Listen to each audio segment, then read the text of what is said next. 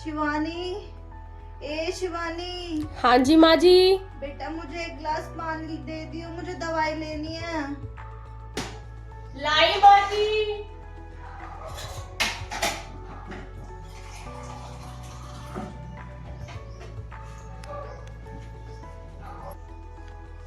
लो mummy जी पानी।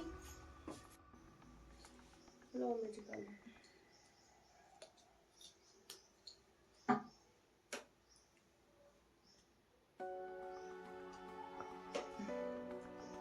और आपकी पेंशन आ गई? पेंशन? हाँ बेटा पेंशन तो आ गई।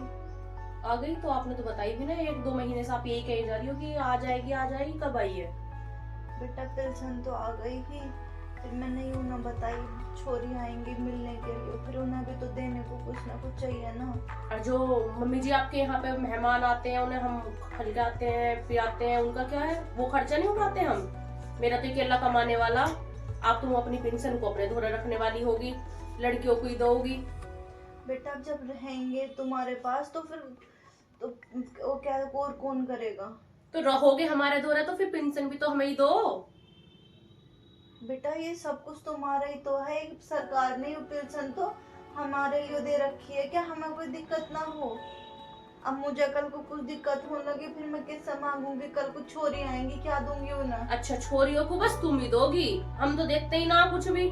जब हमारे धोरे रह रही हो तो पेंशन भी हमें ही दो। कहाँ रखी है? वहीं रखी है जहाँ रोज में रखी रहे। बेटा एक बात बता, मेरी छोरी तुम्हारे तो मुझे देखने भी ना आती कि खर्चा होएगा, फिर लड़ाई होएगी, फिर तुम कहोगे तुम्हारे तो मुझे देखने ना आती। ऐसा कुछ ना, देख रही हूँ मैं, यहीं रखी हो, यहीं रखी है।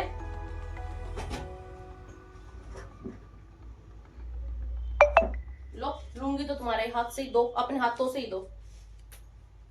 लो जब रहोगी हमारे द्वारा तो पेंशन भी हमें ही दोगी। आगे बात समझ में? ठीक है। जब हम तुम्हारा कर रहे हैं तो हमें ही तो दोगी। ठीक है बेटा। बुढ़ापा इतना लाचार हो गया, एक माँ 70 बालकों को पाल दे, लेकिन 70 बालकों से एक माँ बाप का पेट नहीं भरा जाता। पता ना बुढ़ापा कैसा बैरिया आ रही हो।